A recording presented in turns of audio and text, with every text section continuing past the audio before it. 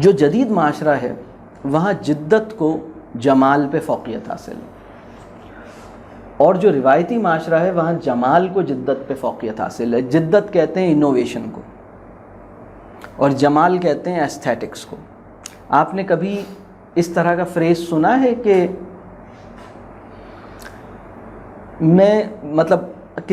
آپ نے کبھی اس طرح کا فریز سنا ہوگا یا سنا ہے کہ اس کام کو ذرا یہ ہے تو اچھا لیکن میں اسے کچھ چینج کرنا چاہ رہا ہوں۔ تو چینج کیوں کرنا چاہ رہے ہو؟ کیا یہ ٹھیک نہیں ہے؟ نہیں، یہ بھی اچھا ہے لیکن کافی عرصہ ہو گیا نا، پرانا ہو گیا، اب میں کچھ اس کو ذرا ڈفرینٹ کرنا چاہ رہا ہوں، کچھ ڈفرینٹ وے میں کرنا چاہ رہا ہوں۔ تو جو ڈفرینٹ وے میں کرنا چاہ رہا ہوں، اصل میں پرنسپل جو ہے وہ ایستھیٹکس نہیں ہے، پرنسپل جو ہے وہ چینج ہے، انوویشن ہے۔ اسے ہم کہتے ہیں جدت، کیونکہ آپ کہتے ہیں یار یہ ڈیزائن پرانا ہو گیا، اس ڈیزائن کو چینج کرو، کوئی نئی چیز کرو۔ تو جدت جو ہے وہ اس وقت مارکیٹ اکانومی کی نیڈ ہے انوویشن، مارکیٹ اکانومی کی نیڈ ایستھیٹکس نہیں ہے۔ ایستھیٹکس تو نیچر میں جتنی زیادہ ہے نا، اچھا ایستھیٹکس جو ہے اس میں وہ تغیر کے اصول پہ نہیں کھڑی، ایستھیٹکس جو ہے وہ دوام کے اصول پہ کھڑی ہے۔ آپ یعنی جو پہاڑ ہے وہ اپنی شکلیں چینج تھوڑی کرتا ہے، دریا اپنی شکل، یعنی وہ تو آپ کو ایک ہی منظر ہے، سورج کے نکلنے کا منظر ہمیشہ سے ایک ہی، مطلب وہ آپ کی کیفیت ہے جو اس کو نئے رنگ میں دیکھ رہی ہوتی ہے، لیکن وہ اس کے اندر، اور وہ خوبصورتی ہے۔ گلاب کا پھول پہلے بھی گلاب کا تھا، آج بھی گلاب کا ہے، ہمیشہ گلاب کا اسی طرح ہوگا اس کے اندر ہمیشہ، اور وہ خوبصورت ہوگا۔ تتلی ویسے ہی ہے۔ اسی طرح جو بہت ساری جسے ہم ایستھیٹکس کہتے ہیں، ایستھیٹکس جن اصولوں پر ہے، ایستھیٹک کے پیچھے جو سب سے بڑا پرنسپل ہے وہ ہے proportion, principle of proportion, principle of harmony. یعنی ایستھیٹکس، جن لوگوں نے ایستھیٹکس کو ایز سبجیکٹ اسٹڈی کیا ہے، جیسے ڈیزائن کے اندر آپ، تو اس میں پروپورشن کی بات یا ہارمنی کی بات، تو وہ تغیر کے اصول پہ نہیں ہوتا، وہ ہمیشہ، یعنی اس کے کچھ پرنسپلز ہیں جو اپنے اندر ایک ایٹرنل کہہ لیجئے فیل دیتے ہیں، وہ ایک یونیورسیلٹی بھی رکھتے ہیں، وہ ایک پرماننس بھی رکھتے ہیں اپنے مزاج کے اندر۔ جبکہ جو ماڈرن سوسائٹی ہے وہ ہر تھوڑے دن کے بعد چینج کرے گی۔ اس کی وجہ یہ نہیں ہے کہ پرانا اچھا نہیں تھا، اس کی وجہ یہ کہ بس اسے کوئی چینج چاہیے، اس کے لیے جدت جو ہے وہ جمال سے زیادہ اہم ہے۔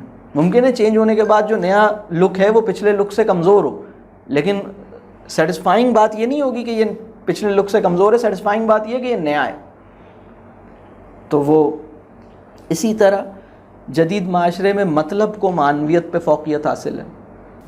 آپ کہتے ہیں کہ بھائی